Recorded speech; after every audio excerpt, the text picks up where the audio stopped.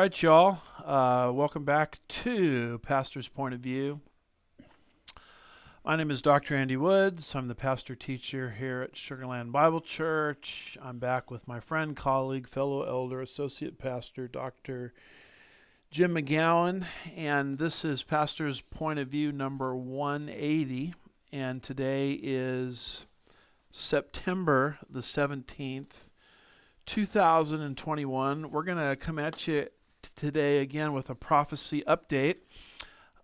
You'll look there at our outline and see the 8 subjects that we're going to cover in rapid fire fashion. And let's start with number 1 here, Brother Jim, the division of Israel's land. You know, anytime Israel's in the news and anytime the subject matter is the division of Israel's land, all prophecy watchers need to pay attention to that. Yep. And part of the reason is, according to Bible prophecy, Daniel 9, verse 27, you could see it there on the screen, what starts the tribulation will be a peace treaty between the Antichrist and unbelieving Israel. Yes. Where it says there, he, that's Antichrist, will make a firm covenant with the many, that's Israel, for 1 week. And so that starts the 7-year tribulation. In fact, here's a chart that we like to use, giving you an overview of the tribulation period. And you'll notice there on the left, what starts it is a covenant or a peace treaty. And we also believe that when Israel reaches out for this peace treaty in unbelief, she's actually making a deal with the devil.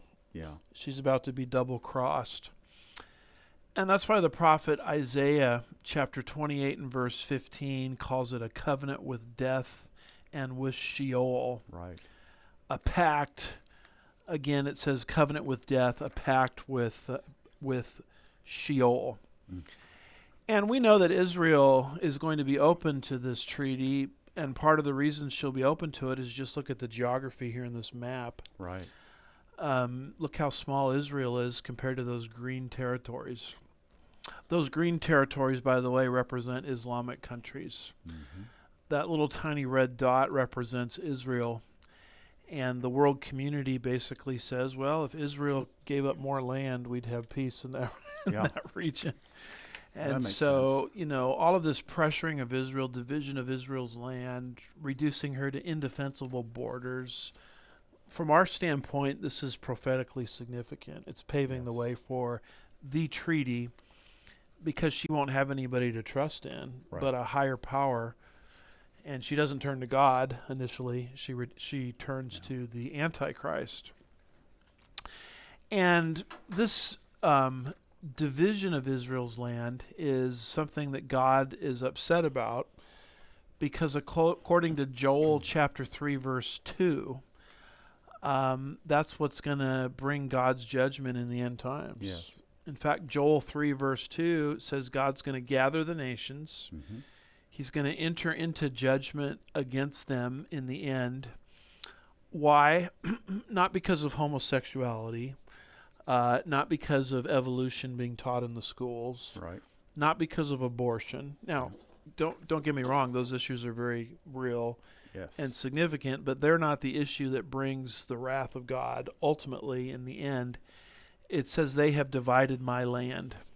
That's and it. You'll notice there, Brother Jim, it's not Israel's land, it's God's land. I think that's an important thing to note. And God bequeathed that land to them in what's called the Abrahamic covenant. And so Israel existing in unbelief and moves outside of Israel and within Israel to divide Israel set the stage for all of this. Yes. So that's why, Brother Jim, I found this article by Caroline Glick, a well-known Israel advocate. So interesting. It's from IsraelYahom.com, September 3rd, 2021.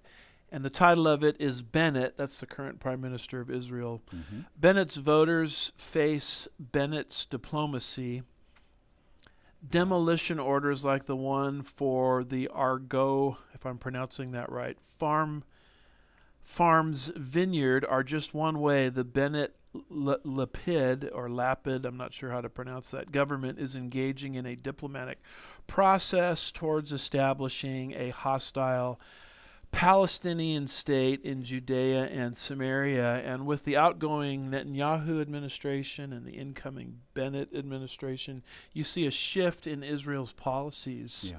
which are essentially opening the door to a division of Israel's land. Yes, sir. And that's why we're bringing this up. So what does that article say? All right. The 4 farmers of Arago Farms, located on the eastern side of the Gush Etzion settlement block, were tense on Monday morning.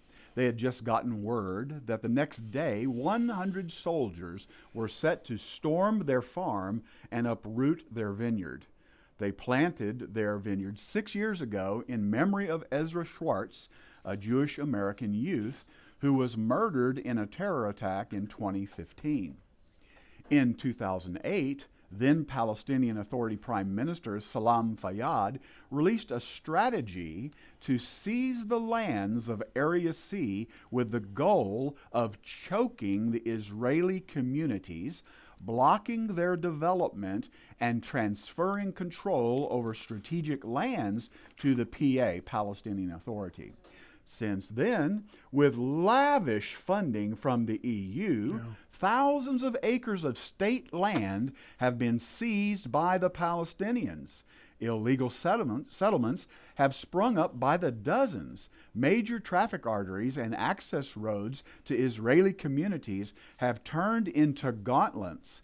In an interview with Ma'ariv last week, Kobi Elira, who served as an advisor on Area C to 3 defense ministers, estimated that as a result of the land grabs, Israel today controls at best 40% of Judea and Samaria.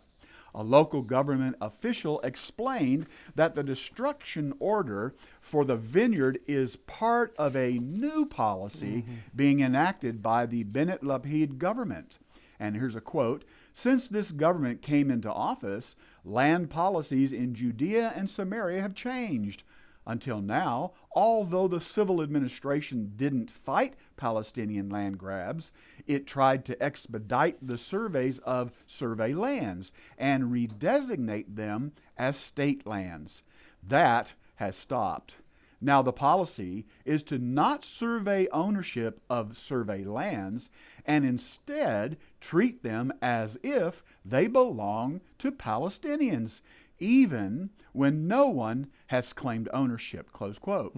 Destruction orders like the one for Arago Farms vineyard are just one way the Bennett-Lapid government is engaging in a diplomatic process towards establishing a hostile Palestinian state in Judea, Samaria, and Jerusalem.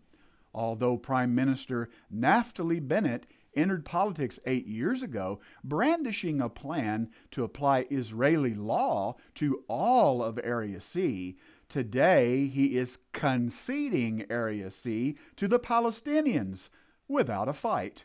Bennett's policies are even more radical than those advanced by leftist leaders like Ehud Barak, Ehud Olmert, and Tzipi Livni.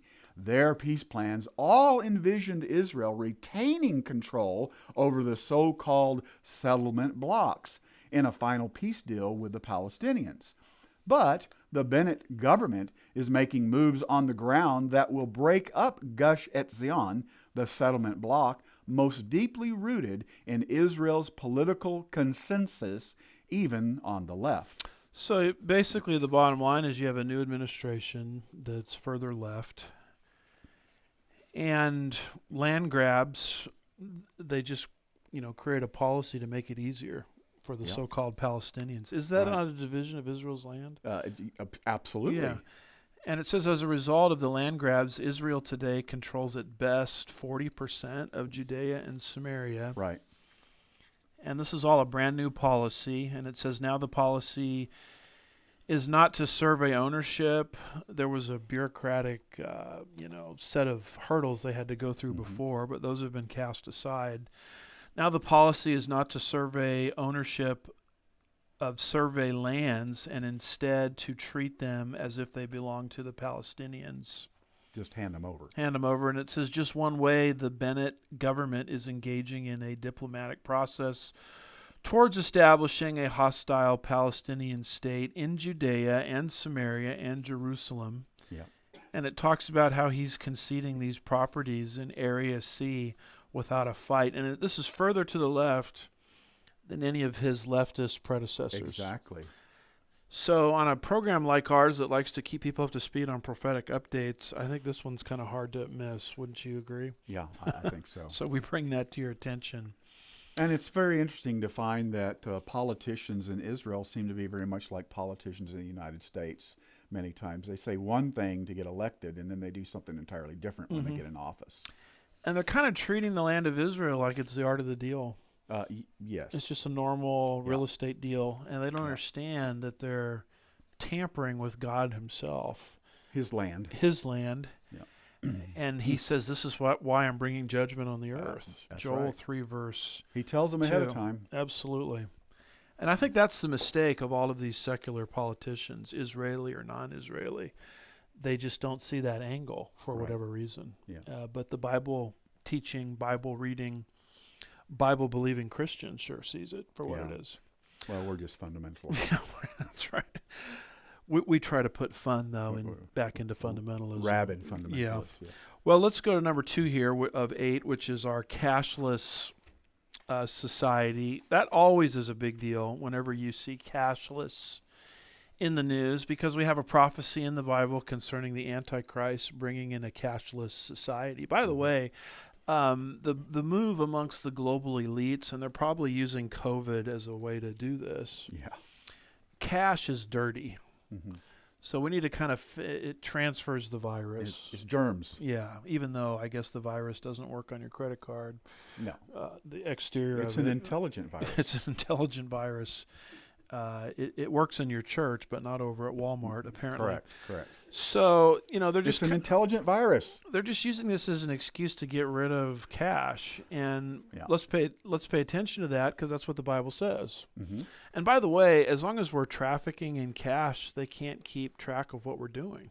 That's right. But the moment I start going to Arby's on my credit card is the moment my wife says, did you have something to eat for lunch outside of your diet?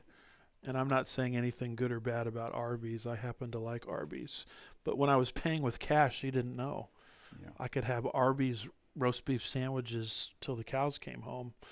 I don't know if that's the best metaphor. Maybe we need to have a discussion afterwards to help you circumvent But the moment that I made a problem. purchase on credit, she knew. So if my wife can figure it out, can't the New World Order figure out what we're doing? I would say yes. So any book I buy, pro or con New World Order, they know about it.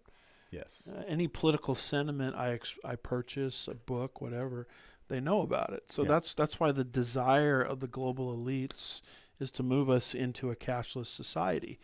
No big surprise for the Bible reader, because that's what God says is going to happen in the end. Exactly. What does he say here in Revelation 13, 16 through 18? Revelation 13, 16 through 18, once again reading from the New American Standard Version of the Bible, 1995 update. And he causes all, the small and the great, and the rich and the poor, and the free men and the slaves, to be given a mark on their right hand or on their forehead. And he provides that no one will be able to buy or to sell except the one who has the mark, either the name of the beast or the number of his name. Here is wisdom. Let him who has understanding calculate the number of the beast. For the number is that of a man, and his number is 666.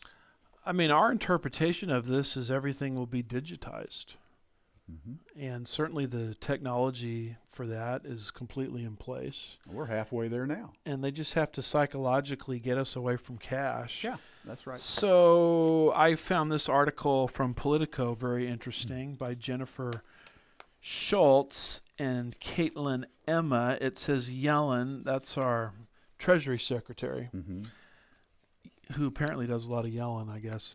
Yellen warns of likely October debt cliff. We're in September at the time of this recording. And incoming irreparable damage. What does that say? The Treasury Secretary again called on Congress to take swift action to address the debt limit, cautioning that uncertainty in the meantime could hurt the global economy. Treasury Secretary Janet Yellen warned congressional leaders on Wednesday that she expects the country's debt limit will hit its breaking point next month, dealing a likely blow to the global economy without quick action. In a letter to top lawmakers in both parties, Yellen said the Biden administration's best and most recent calculations suggest that the United States will run out of cash during the month of October. If Congress continues to push off action on the debt limit over the next few weeks, she warned, the uncertainty alone could hurt financial markets. Quoting, "We have learned from past debt limit impasses," the secretary wrote, "that waiting until the last minute to suspend or increase the debt limit can cause serious harm to business and consumer confidence, raise short-term borrowing costs for taxpayers, and negatively impact the credit rating of the United States," close quote.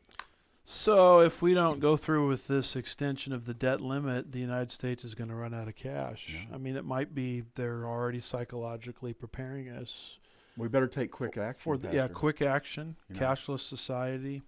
Yeah. And of course, the extension of the debt limit is just the idea that we're going to go further into debt. That's exactly right. So we're trillions and trillions Exactly. and trillions and trillions of Yeah. dollars in debt as we speak. I want to say the number's around what, 21, 22 trillion dollars, least, and it yeah. might be a very conservative estimate. And the Bible, of course, says the borrower is servant to the lender. It So this does. is putting our nation and future generations in. You know, they haven't been born yet, the next generation, but we've already spent their money. I think we've spent the money of the next 5, 8, Yeah. 10 generations. It would be like going out to dinner tonight and ordering the most expensive meal But not with a credit card.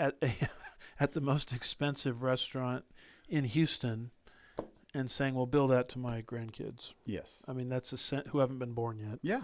So that's essentially what we're doing.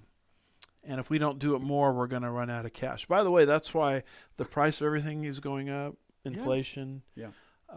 Economists tell us that inflation is too much money chasing too few goods. Mm-hmm. You know, it's interesting. You never go into a restaurant or a store and they never say, oh, we've just reduced our prices. Not often. We've cut everything. Everything is half of what it was last year. And, you know, beyond that, well, I could go on and on about this. We've destroyed our energy independence thanks to saying no to the pipeline that Biden got rid of. Yeah, let's create some more wind farms. Yes, and on we could go. And those wind farms, they didn't work too well for us, did they? No, they during didn't. our ice apocalypse, No. here in Houston. No. So we're in a huge economic mess, and part of it may involve the phasing out of cash. And I hate to say this, Brother Jim, but it reminds me of Seal Judgment number 3. Can you read for us Revelation 6, verses 5 and 6? Yes, sir. Revelation chapter 6, verses 5 and 6. When he broke the third seal, I heard the third living creature say, "Come." I looked, and behold, a black horse, and he who sat on it had a pair of scales in his hand. And I heard something like a voice in the center of the 4 living creatures saying, "A quart of wheat for a denarius, and 3 quarts of barley for a denarius, and do not damage the oil and the wine." So when you look up what a quart of denarius cost and 3 quarts of barley cost in the first century, compared to the price that's now being charged, I remember looking at this once. It's like 1,000% inflation or something like that. Yeah. And so this kind of economic scenario can't just happen in a vacuum. I mean, I think we're being prepared for it by this unmanageable debt that we're now in. Here's a graph of our tribulation judgments, and this will happen with seal judgment number 3.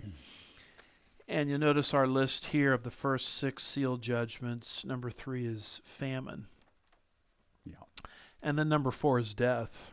Yes. Why death? Because of seal judgments 2 and 3. War and famine lead to death, Yep. and that's when a quarter of the world's population, will be eliminated. Yeah. So you have to monitor very carefully these economic trends, because I think they're paving the way for this. And they're also being used strategically to usher in the cashless society. Yeah. I mean, in fact, she says here, got it underlined, the United States will run out of cash during the month of October. Yeah. I don't know if that's a scare tactic or if that's psychological preparation or hyperbole or what, but there it is in your own newspaper. What was this? Politico. We're going to run out of cash, according to the highest economics person in the United States, the Treasury Secretary. You add anything there? All I can add is a Yeah, to that. you're speechless. Yeah. All right. So let's get, and this, now cheer up, folks, it gets worse, because this third one here, number 3, it's stunning for me to learn of these statements by Frankie Schaeffer. Yeah. You have to understand who Frankie Schaeffer is. Frankie Schaeffer is the son of the late Francis Schaeffer, who at L'Abri Ministries was a stalwart for biblical truth Yeah. and applying the Bible to worldview. He was probably the progenitor of what became known as the religious right. Yeah. And it's like with so many of the sons and daughters of people like this, they have a temper tantrum, and they spend the rest of their life acting out their temper tantrum against their parents. Yeah. And I see this a lot with the transfer of ministries from one generation to the next. Yes. And when you study the trajectory from Francis Schaeffer, the Great, to Frankie Schaeffer, and the stuff he says, you can see something is not right in Denmark. I mean, he's reacting almost like a child in a sandbox throwing sand against his parents. Am I overstating things? No, Am I psychoanalyzing He too wants much? to disassociate himself from his father. Yeah. And so here he is on the readout. You can find this on Twitter. We have a screenshot of it. And he says, quote, "Today there is no evangelical political movement. There is a new American Taliban, and their goal is theocracy." Yeah. Close quote. Yeah. So that is his description of people like ourselves that were in favor of the very good law that was recently passed. I personally didn't think it went far enough, but Right. the heartbeat law, Hey. protecting unborn children if the heartbeat is detectable. Yeah. So if you have that view based on the Bible, you're like the Taliban. That's what this whole article's about. And you want to set up a theocracy. Yeah.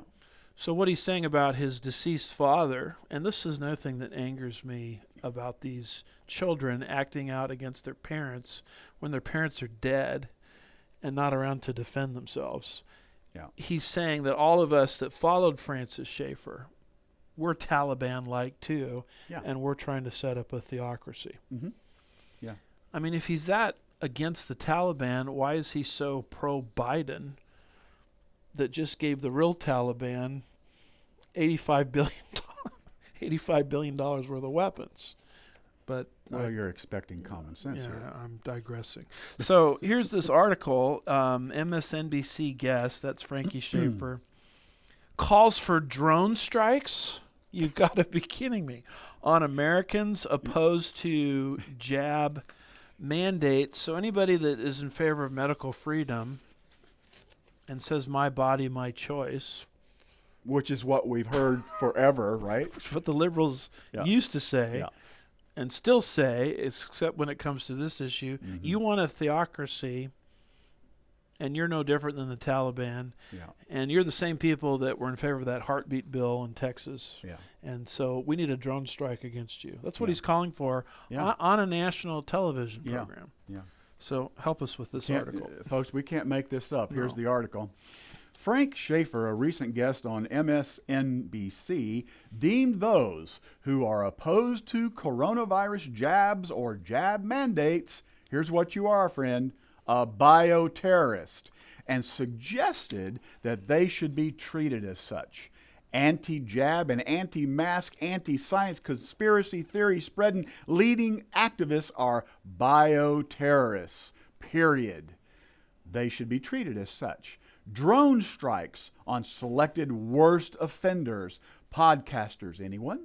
I guess maybe that's us. We just started a podcast. Drone strike Oops. against us. Okay. Well, could you go out and check the airway? Oh, never Yeah. mind. Notably, Schaeffer called pro-lifers the American Taliban during an appearance on MSNBC's The Readout last week to discuss the pro-life Texas abortion law. Quoting, "We have a situation in Texas right now, tonight, where the American Taliban, because that's what it is. There's not an American evangelical right-wing movement. There is an American Taliban, is weirdly similar in so many ways to the Middle Eastern Islamic terrorists," he asserted.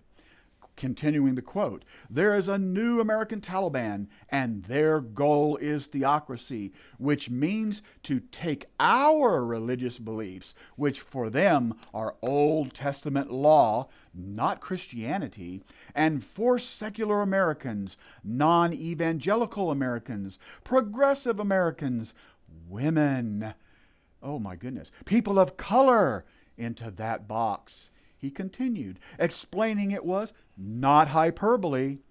This is happening right now, tonight in Texas. This is happening right now with the people dying of COVID, children dying of COVID, because pro-lifers have seen fit to stand against Joe Biden's jab as a way to own the libs. He continued, once again calling those individuals literally bioterrorists. And their price is to be literally bioterrorist. That's where we are tonight, Joy, he added.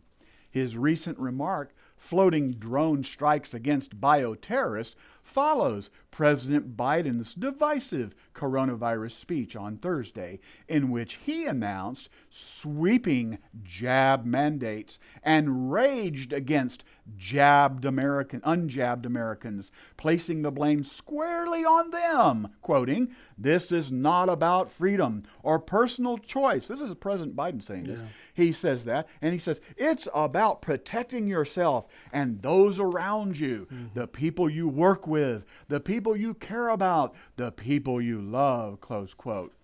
"We've been patient," he says, "but our patience is wearing thin," Biden said to the unjabbed, "and your refusal has cost all of us." It's like, how much time do we have to clear up all the errors in this statement by Frankie Schaeffer? I mean, we don't Not have a lot of enough. time. Let me try to find a couple. First of all, this is the same fellow that raged against Tim LaHaye and Hal Lindsey for their work on Bible prophecy. Yeah. And he accuses people like that of wanting to impose Old Testament law on the United States. He does not understand that they are dispensationalists like we are, and we are not interested in putting the church, let alone the United States, under the Mosaic Law. No. So he demonstrates a tremendous lack of theological sophistication. And let me say this real slow for the Frankie Schaeffers of the world to understand. When a Muslim flies a plane into a building, they are obeying the Quran. That's exactly right. When a Christian flies a plane into a building, they are disobeying the Bible. Amen. That's right. And that's just about as simple as I know. It's pretty black and white. You know, I remember that great scholar, Rosie O'Donnell, making that same statement. You know, fundamentalist Christianity is no different than fundamentalist Islam. Oh, yeah. It's yeah. like, have you ever read the Bible? You ever read the Quran? And so he goes on a national platform and regurgitates this nonsense. Yeah. Not to be outdone by the President of the United States. No. You know, I traveled all day Thursday to the prophecy conference in Wisconsin.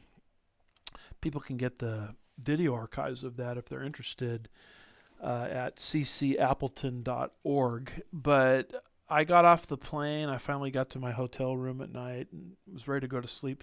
Thought I'd watch a little TV. Flicked on the TV, and there was a recording of what Biden had said earlier in the day, saying our patience is wearing thin. And I thought to myself, who the heck do you think you are? Can you give me one provision in the United States Constitution that tells the president to do this kind of thing and say this kind of thing? I mean, to me, he's acting like a tin pot dictator. Well, as you were saying that, I was kind of thinking perhaps his middle name is Fidel. Exactly. And I hate to say this, Brother Jim, I was going there to teach on the pre-trib rapture, and I flipped the TV on, and I thought, oh my goodness, I've been wrong about the pre-trib rapture. I'm eyeballing it with the Antichrist. That's right. Exactly what I told everybody, wouldn't happen. Drone strikes against pro-lifers. Yeah. Drone strikes against people that are interested in medical freedom. And this is what I found interesting about this is these attacks. First of all, a war of words always precedes a physical war. Oh, yeah. So you have to pay attention to the verbiage very carefully, because what they want to do to us, they express verbally, long before. Well, there's a word for this. It's propaganda. Yes. And the other thing is, this is a religious source. I would call this progressive Christianity, liberal Christianity. To me, this isn't even Christianity. It's Christendom. But, J. Vernon McGee, who we all respect as a Bible teacher, years ago said something on a recording, and when I heard it, I had to hear it again. Did he really say that? He said, what's going to happen in the United States is Christians are going to go underground through persecution, and it's going to be denominational Christianity that does the persecuting. Woo. You hear something like that, and you say, well, that's extreme, but how extreme is it with Frankie Schaeffer, running his mouth here on MSNBC? Yeah, you're right. Well, it's just so my blood pressure doesn't raise higher than it needs to. And, of course, this story is going to cause it to raise higher. We have number 4 here. Some are more equal than others. Oh, this is my favorite point for today. This, by the way, comes from George Orwell's Animal Farm, which you ought to read. Yeah. And I read his 1984 book when I was in 7th grade. And he is prescient. He describes... A visionary. He describes what happens when the bad guys win. Yeah. And you get one world Marxism. And the people that run the system always do real well. They never live under the bondage that they have ordained for the rest of us to live under. That's what's meant by some animals are more equal or unequal or whatever term is used than others. It is interesting that we have Revelation 13, 16 through 18, which we read earlier, which describes enslavement. But not everybody in the tribulation period is enslaved. Some people get very, very rich. That's true. And can you read Revelation 18, verse 15 to see that? Revelation chapter 18, verse 15. The merchants of these things who became rich from her will stand at a distance because of the fear of her torment, weeping and mourning. So some are getting wealthy. Very. While everyone else is being enslaved. So this one world Marxism will lead, just like Marxism always leads, to a two-tiered society. Oh, yeah. Yeah, absolutely. You have the elites at the very top, the handful, and then the masses that are living in servitude. Yep. So is this starting to happen? You don't have to look further than this article from Newsweek entitled, Members of Congress and Their Staff Are Exempt from Biden's Jab Mandate. Say what? Everyone get the jab. Isn't that what we're told all the time? You're endangering all of us. And then we learned that his own staff, or members of Congress and their staff, are exempt from the mandate. It's like Surprise! It's like Obamacare. Everybody, we got to get Obamacare. Then you learn that they could opt out of the system. Exactly. So what does that article say? Okay, folks. President Joe Biden's new jab mandates for federal employees don't apply to members of Congress or those who work for Congress or the federal court system. Biden issued 2 executive orders on Thursday requiring jabs against COVID for federal workers and contractors who work for the federal government. He also asked the Department of Labor to issue an emergency order requiring businesses with more than 100 employees to ensure their workers are jabbed or tested on a weekly basis. However, Biden's order on federal workers applies to employees of the executive branch. Yeah. The House of Representatives and the Senate belong to the separate legislative branch, and the courts to the judicial branch of the federal government. Speaker of the House, Nancy Pelosi, said at a press conference on April 29th that the House couldn't require members to be jabbed. Video clips of those remarks gained renewed attention online following Biden's announcement, quoting, So here is the thing. We cannot require someone to be jabbed. That's just not what we can do. It is a matter of privacy to know who is or who isn't, Pelosi said.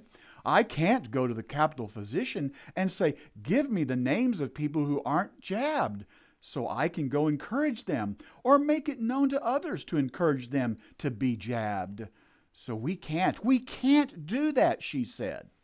Pelosi's office reiterated the position in a statement to Newsweek on Friday, saying the Speaker's April 29 remarks were, quote, referring to the institution in which she serves. She's saying she cannot force members to be jabbed, which is true, the statement said.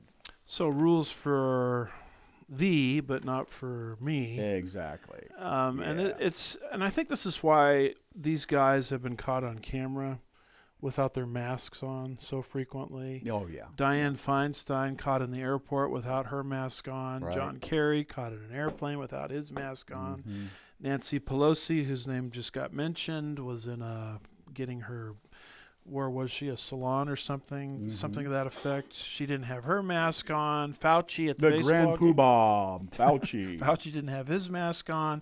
Then you have this governor of California, and you people in California, I don't mean to, rub salt in the wound, but you've created a monster by not getting rid of this guy. We try to tell him. Not only is he going to be reigning over you for the next few years, but you want to see bullying tactics. You ain't seen nothing yet. That's right. And here's this fellow, Newsom, at a restaurant where the wine caught alone. Yes. One of the most expensive restaurants in the world. Yes. French restaurant. The wine, French how does he say it? French Laundry. French Laundry. See, I'm just a poor preacher. I don't even know how to pronounce those things. I mean, I'm not a poor preacher in terms of preaching ability. Send your checks to. I'm just a poor preacher financially. But my point is, the wine itself costs $12,000. Yeah. Right. And there they all are without their masks on. And expect this to accelerate this two-tiered society. Oh, my God. And here we have just another example of it. Yeah. And can it get more ridiculous? Apparently it can. Apparently. Because here is AOC, There she very be. leftist congresswoman from New York, former bartender. I don't falter for that. Anybody can rise from the bottom to the top in America.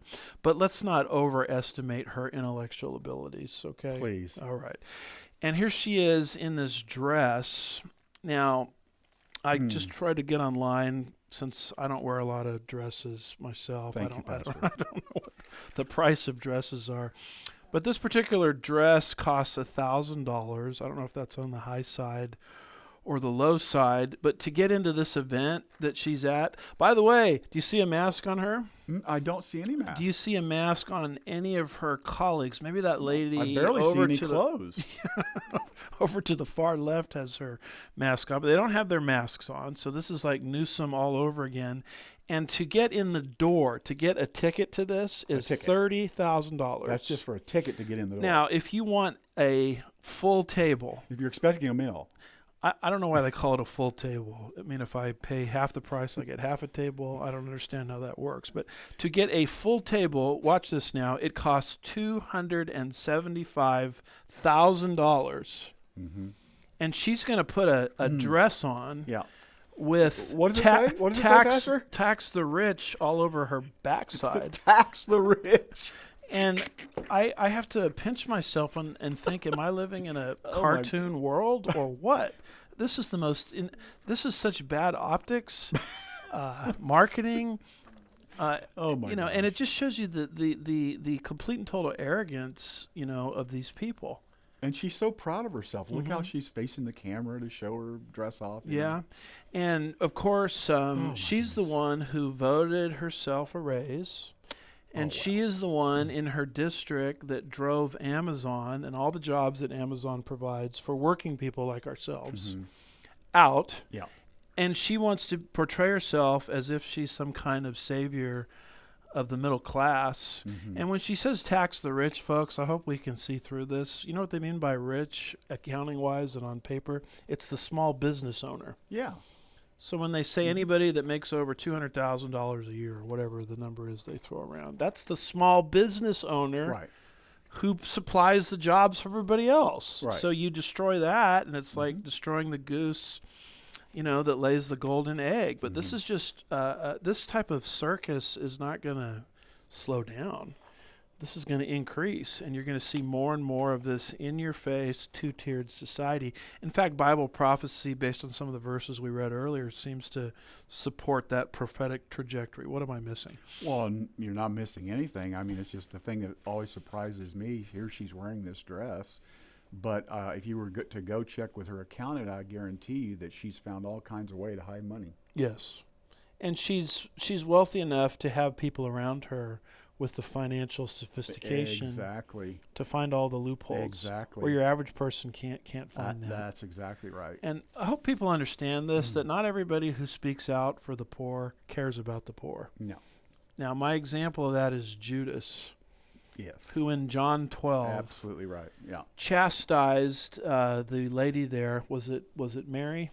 I think so. That broke the expensive alabaster and poured it on Christ. And he said, this is expensive stuff. This should have been given to the poor. But then there's a parenthetical comment early on in John 12. I think it's around verses 1 through 6. It says he did not care about the poor. No. But he wanted the money for that in the bag because he used to steal from the bag. Pilfering. So everybody that claims to speak for the poor really doesn't speak for the poor. And so he wanted to buy a dress with tax the rich on it. Yes, that's right. And so we move in here to number 5, which is the destruction of parental authority.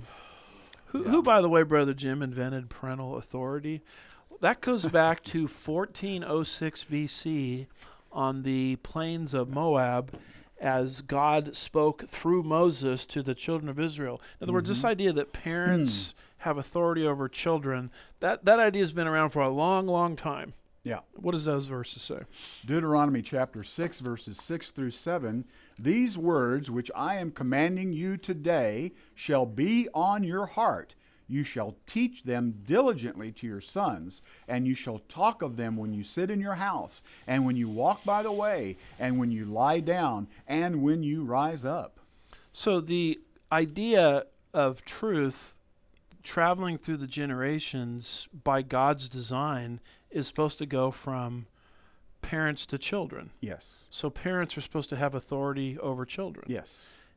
Parents are supposed to be with children all hours of the day, when you rise up, when you lie down, because of teaching moments to transfer truth. That's the design of God. Right. The government or the bureaucracy doesn't belong in between the two. This is a God-ordained relationship. Amen.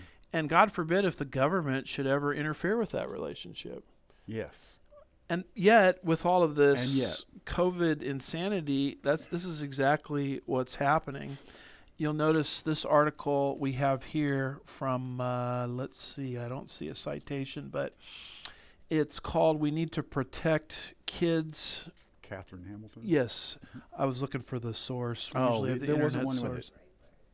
Could be Breitbart, folks, but I'll give you the title and you can look it up yourself. It says, we need to protect kids from parents Yeah, it'll be in our show notes that we mail out.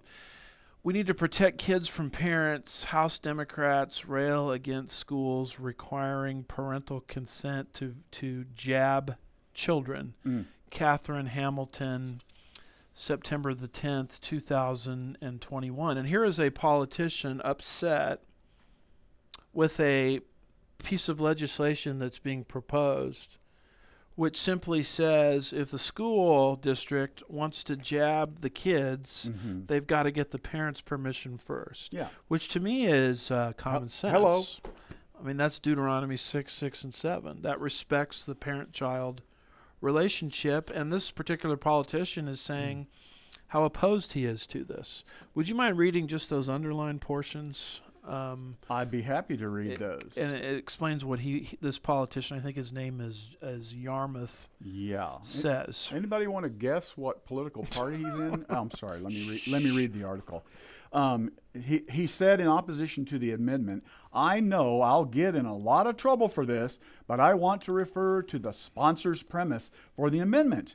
And the first words out of her mouth were, "Parents know what's best for their children." I think the evidence is compelling and overwhelming and widespread that they don't. A lot of parents are misinformed, he says. One of the reasons that we need to avoid steps like this is that we need to protect kids from their parents. Wow. Well, he hasn't read Deuteronomy lately. And the law was very common sense. Parents know what's best for this children. He's saying, I think the evidence is the opposite. I don't know what evidence he's looking at. Because a lot of parents are misinformed. And it says one of the reasons we need to avoid steps like this is we need to protect children from their own parents. How about this? Why don't we pass a law that protects children from the government? Come on. And allows the parents to step in as a barrier between what the government wants to do to their kids and what the parent wants to do to their kids. Preach it, brother. So we're going completely the wrong way in all of this. This reminds me of the video Al Gore is in. I can't remember the exact video, but he's talking to kids in a public school, little kids, about the polar ice caps melting and all this stuff he's into. Yes. And he basically says, and you can find this online, a video of him saying it. He says, now you know more than your parents. Oh, my gosh. And you need to listen to me, not your parents, because you know more than them. And I thought, there he goes, driving a wedge between parents and children. Yeah. And people probably need to look up the United Nations Convention on the Rights of the Child. Because if that should pass as a treaty, God forbid, you know what it does? It gives children a Bill of Rights to be protected from their parents. Yeah. You know, the right to rest and relaxation. So if a parent tells their kid to go out and mow the lawn, that's a violation of the UN Treaty, Convention on the Child, Bill of Rights. Yeah. And so, you know, this as the New World Order comes into existence, expect this parent-child relationship, which God created, expect it to come under more and more attack. Yeah. What would you add? Well, I mean, you know, kids can already divorce themselves from their parents. Yes. Now, this isn't new. Notice this quote from Melissa HarrisPerry. She said this, I think, about 10 years ago on MSNBC. What does she say there? Well, I like the title, Do Children Belong to Their Parents? Here's the article. We have never invested as much in public education as we should have, because we've always had kind of a private notion of children. Your kid is yours and totally your responsibility. We haven't had a very collective notion of these are our children. So part of it is we have to break through our kind of private idea that kids belong to their parents or kids belong to their families, and recognize that kids belong to the whole community. And we need to start singing Kumbaya now. Because after all, Brother Jim, it takes a village. It takes a village to raise a child. Yeah, it was a village idiot that came up with that. Yeah. Sorry, oops, did I say that out loud? Yeah, you did. Speaking of that, hate speech, let's talk about hate speech for a minute. Hate speech, if you call something hate speech, it's a way to take a whole category of ideas and remove them from the discussion. Exactly. So we have here number 6, trashing America's foundation. Mm-hmm. This comes from an article, rt.com, September the 7th, 2021, and the title of it is, and I couldn't believe this was true when I read it, Harmful Language Alert. Whoop, whoop, whoop, whoop. National Archives puts warning label. Now, harmful language alert, what are they going to put that warning on? They're going to put it on the the United States Constitution and the Declaration of Independence. It's right here. So if you go to the National Archives and you look up the United States Constitution and Declaration of Independence, America's founding documents, what you will find there, put there by the National Archives, is a warning language, harmful language alert. Yeah. So this notion of hate speech, where we're going to take a whole category of ideas and remove them from discussion, they just broadened it to include America's founding documents. There you are. Which is a disaster, because when you look at the Declaration of Independence, you see very clearly that our rights come from God. Remind us what the Declaration of Independence says. All right. The laws of nature and of nature's God, it says. We hold these truths to be self-evident, that all men are created equal. They are endowed by their Creator with certain unalienable rights. And then appealing to the supreme judge of the world for the rectitude of our intentions. And finally, with firm reliance on the protection of divine providence. That's the Declaration of Independence, folks. America's birth certificate. Yeah. And what people need to understand is there isn't a combination of documents, whether it be the U.S. Constitution or the Declaration of Independence that preceded it, that has given more people more economic and political freedom Amen. than any other political documents in human history. Period. In fact, the only more important document would be the Bible itself, which is not political as we're describing it here.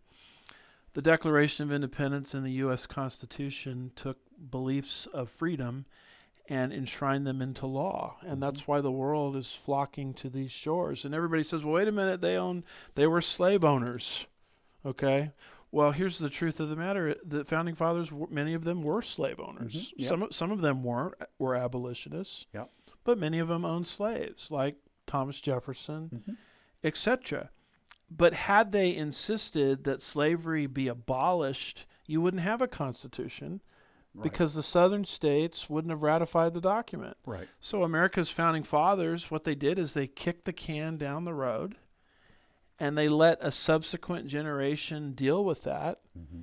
And guess what? They were vindicated, Mm-hmm. because we had Abraham Lincoln and the Emancipation Proclamation, we had the Civil War, and we had the 13th and the 14th and the 15th Amendments to the United States Constitution, which changed the Constitution and applied it to all people, regardless of skin color. Yes. So the Constitution itself contains within it the mechanism for change that that would be off the radar screen of the founding fathers. Yeah.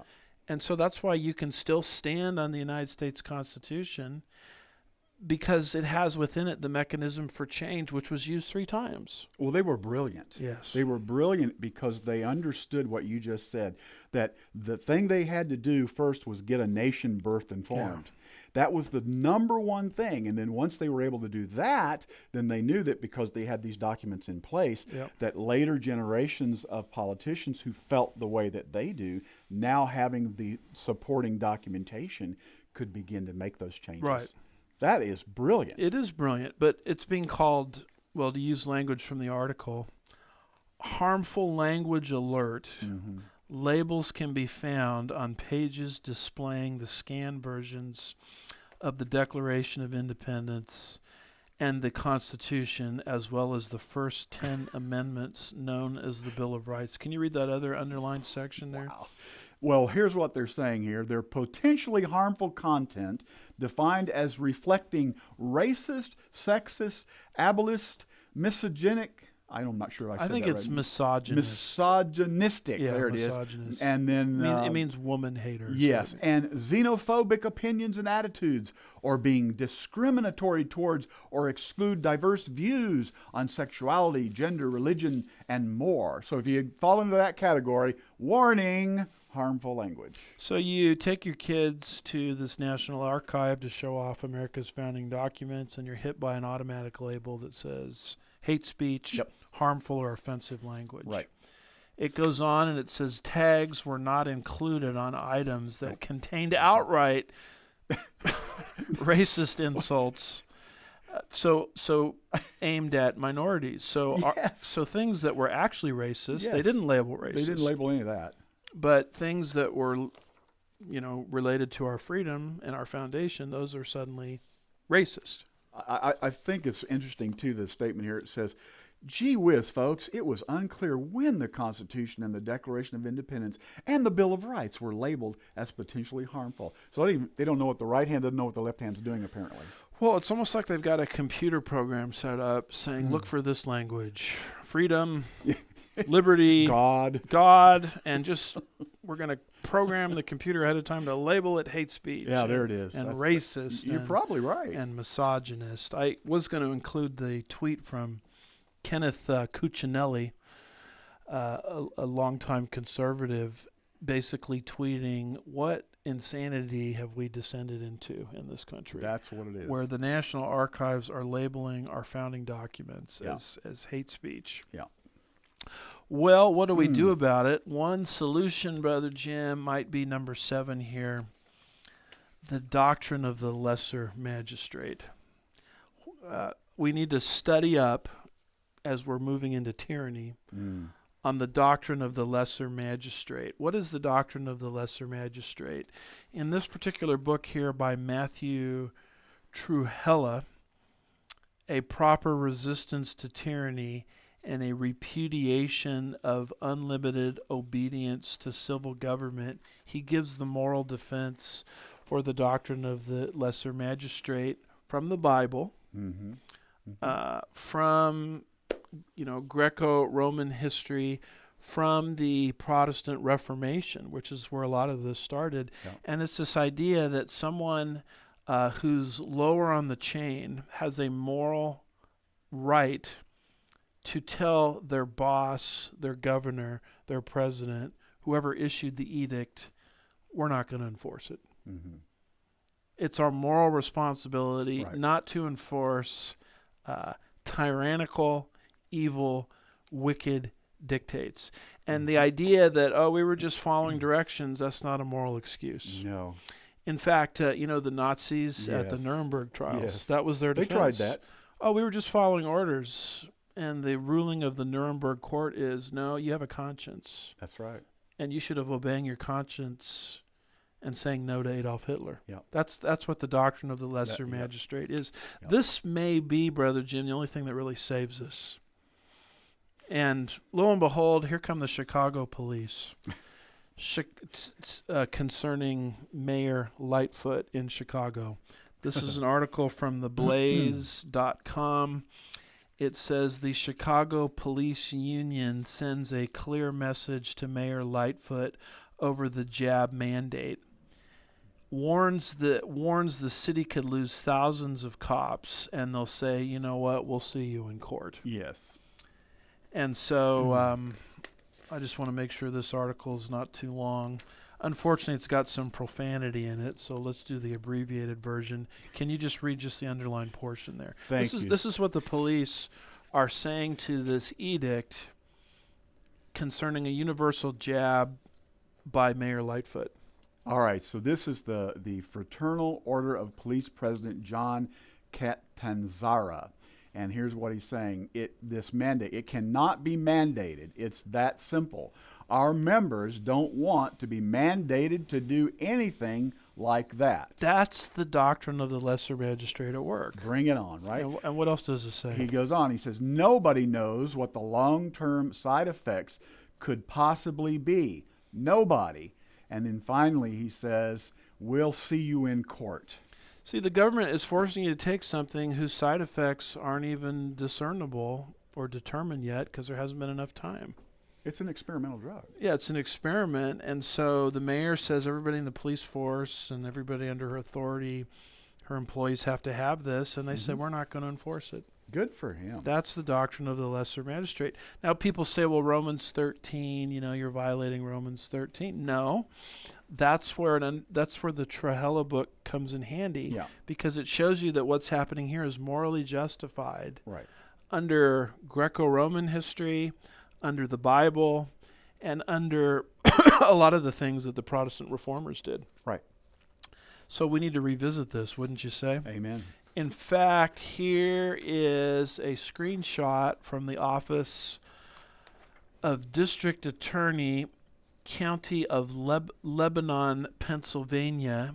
And if you look down at the third paragraph, are your eyes good enough to read that third paragraph? Let's see if I can read that. I think I can.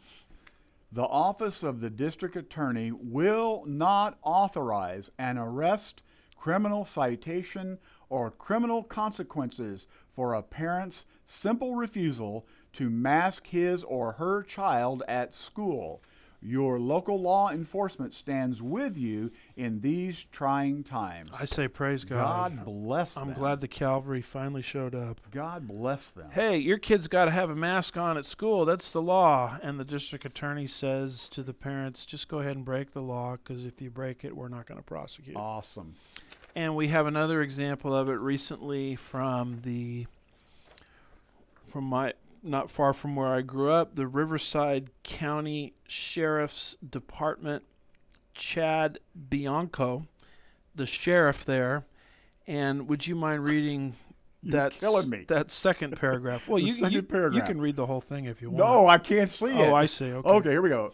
Over the past couple of weeks, the idea of forced vaccination law has caused much concern across the entire county or country.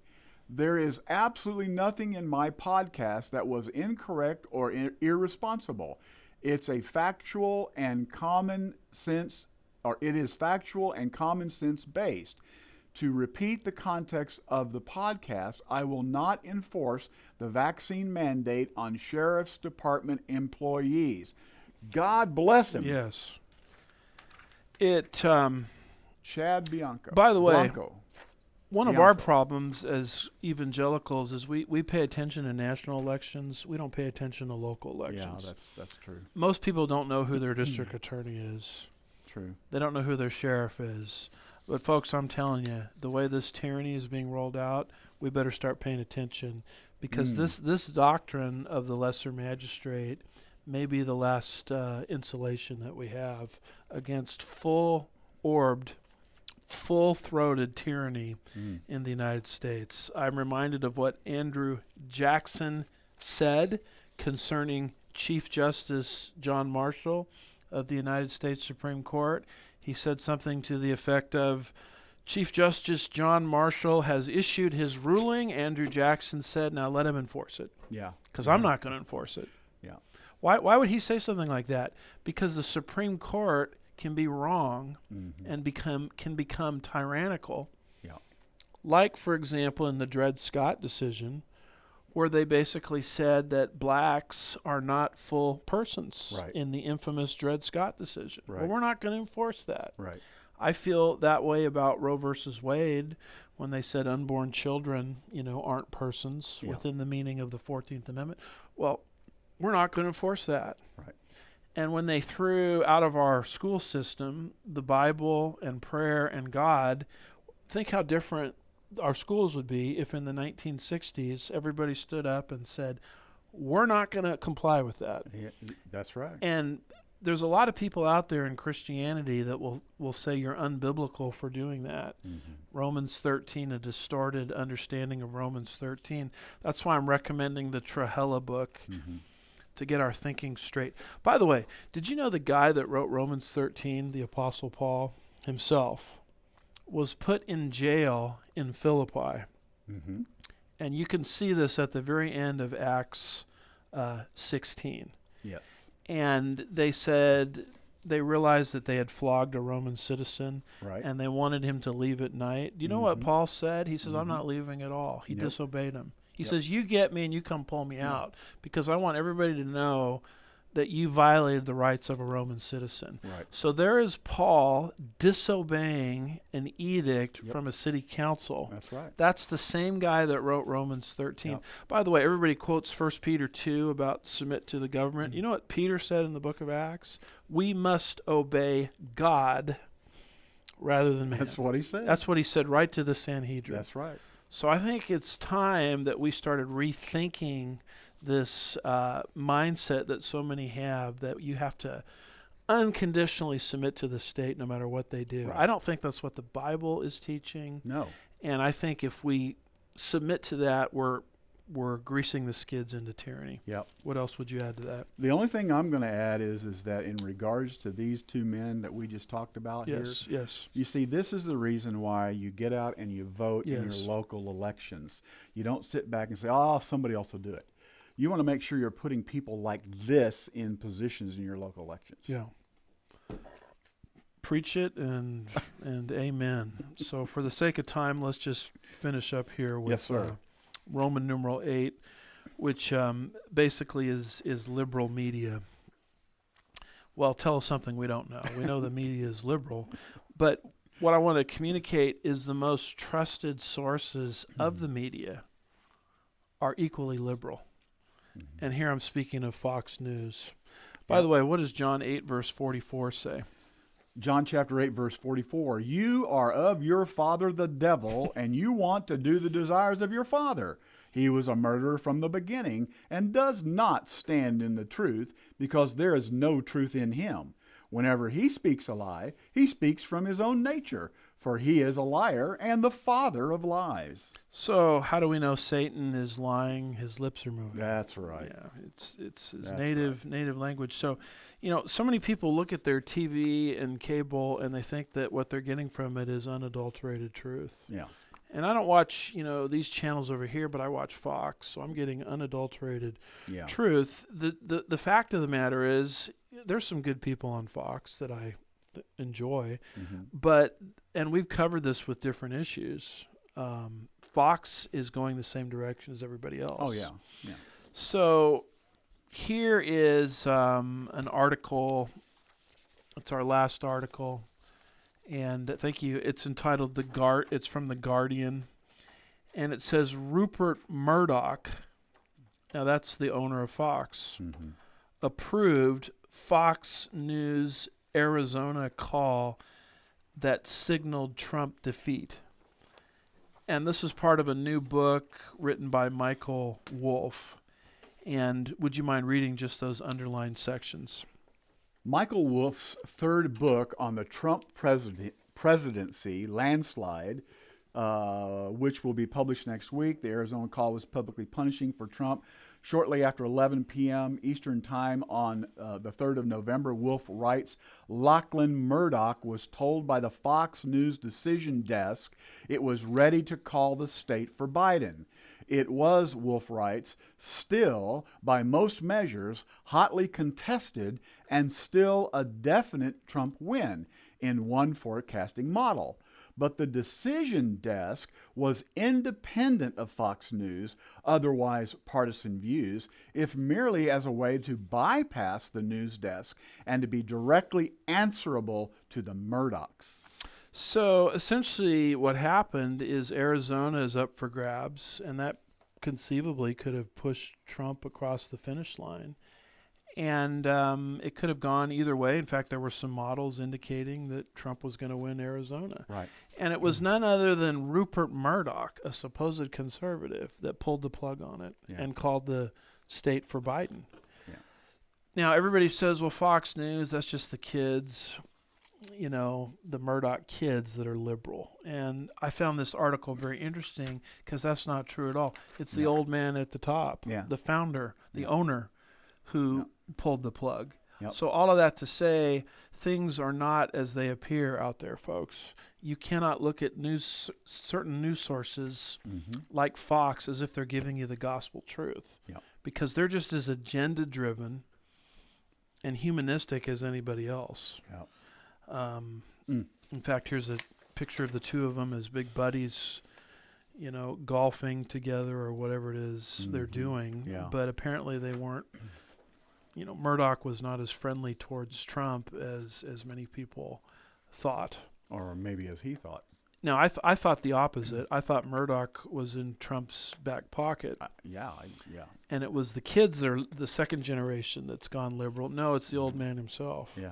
So anyway, this is documented in Michael Wolff's book, Landslide, The Final Days of the Trump Presidency. Yep. So a lot of stuff going on here, Brother Jim. The division of Israel's land, the trend towards the cashless society, religious left bigotry, the two-tiered society that Marxism will always bring in, the supplanting of parental rights, the trashing of America's foundation by calling it, hate speech, the need for the lesser magistrate. And folks, don't trust the media. Do your own independent research. Yeah. Trust God. Yeah. And trust His word. But don't trust the words of man. I don't care what label they give themselves. Do you have any good news for us, Brother Jim? I do, and it comes from the Word of God. Amen. Imagine that. Titus 2:13, looking for the blessed hope and the appearing of the glory of our great God and Savior, Christ Jesus. So our hope is not in the shifting sands of this world, but in the soon return of Jesus. Yes. To rescue us from this world, just a couple of infomercials. My Babylon book is out. You can find it at dispensationalpublishing.com or Amazon. It's now out on Kindle. So if you're a Kindle reader, you can get it that way. Follow us on our Zechariah study, which we started September 8th. We interrupted it because we hosted the Council for Dispensational Hermeneutics. But this coming Wednesday, September the 22nd, we're continuing on with that study. And you want to get in there now because it's the beginning. Yeah, we're just laying the foundation at this point. We're happy to report that Pastor's Point of View is now a podcast. And here's a screenshot of where you can locate the podcast. Here is another screenshot of all of the avenues in which you can find this podcast, including Apple. So just download Apple where you get your podcasts and put in my name or Dr. Andy Wood, something along those lines, and it should pop right up. Some upcoming conferences that I'm going to be involved in is the All Believers Conference at Duluth Bible Church, October 7th through 10th. And that conference that goes from Thursday through Sunday is going to teach through the whole book of Revelation. Wow. And look at the schedule there, Brother Jim. They're letting me teach on Babylon. Holy cow. And I'm supposed to teach that morning session and catch a flight back home. Do you think I can do that? In one day? Think I could stop talking? That's not even one day. That's 1 hour. You get 1 hour? I get 1 hour. Holy cow. So I will be babbling on about Babylon we'll there. We'll be in prayer for you, brother. Please do. And after that conference comes the 18th Annual Ozarks Conference through my good friend Brandon House in the Ozarks, October 15th through 17th. The Duluth Conference has live streaming. I'm not sure Brandon House's conference has live streaming, but you can go to his website to find out the details. wvwtv.com. Look at these presenters. Mike Lindell, General Flynn, Dr. Sherry Tenpenny, William Federer, Kevin Freeman of the Economic War Room, and this last guy's name I don't think I can pronounce or see well, Patrick McClary. McClary, I believe it is, yeah. And, of course, Brandon House. And look, there I am right in the mix with General Flynn. You're kind of fuzzy. So instead of everybody else is the who's who, and then they look at me and say, who's he? Who's you? So I'm the who's he of the who's who. But I can't wait to hang with these the guys. Who's who and the who's you. And then one other conference, November 5th through 7th, put on by the great Pastor Mike Spalding, entitled thehiddenday.com, was where you can find information on it. Conference, November 5th through the 7th in Ohio. And it's an end times conference. You see names like Billy Crone, Jeff Kinley, Olivier Melnick, Casper McLeod, David Paxton, Mike Spalding, L.A. Marzulli, and a host of other people. So you want to go to those websites to see if you could go if you're interested, or what kind of live streaming options they have. A plethora, speakers. yes. So it's like God is really shaking things up and getting us all talking about the end times. We kind of get the feeling that it's coming fast. Do you get that feeling? I do. And if you want these show notes, just go to andywoodsministries.org. I put the notes together. Jim puts a nice gloss on them where they look professional. And so if you want to know where our sources are for this, go to andywoodsministries.org. And towards the top of the homepage, there should be a way to subscribe for my newsletter. And if you subscribe for this, then these show notes will appear in your inbox every time we do a broadcast. Yes. And beyond that, check out what we're doing on YouTube. This presentation will be uploaded onto YouTube momentarily. Just go to Andy Woods, type that into your YouTube search engine, and sign up for a free subscription to our YouTube channel. Click the little bell. Is that what you're supposed to do? Ring the bell or click the bell? Click it. Whatever you do, do whatever you have to do, and sign up, and it's all free. And oh my gosh, Andy, they're going to take you off YouTube. They're going to take you off Facebook, and they may do that. They may throw us in an isolation camp, for all I know. But as a backup, we have it. As long as we're together. Maybe they'll let us be cellmates. You can find us on Rumble. So go to Andy Woods Ministries. Make sure that your setting is set towards channels, and then type in Andy Woods Ministries, and our Rumble account should pop right up. What am I missing in terms of promotion? I don't know. Advertisement? I think that's probably it. All right. Why don't you, if you have a parting word to say to the folks, why don't you close us out? My parting words are, I hope that you've enjoyed the broadcast today, and don't be fearful. Look up, because God's still in control, and He loves you and He cares about you. So stay tuned for the next program. Yeah, and we'll see you next time. Thanks for watching. God bless you.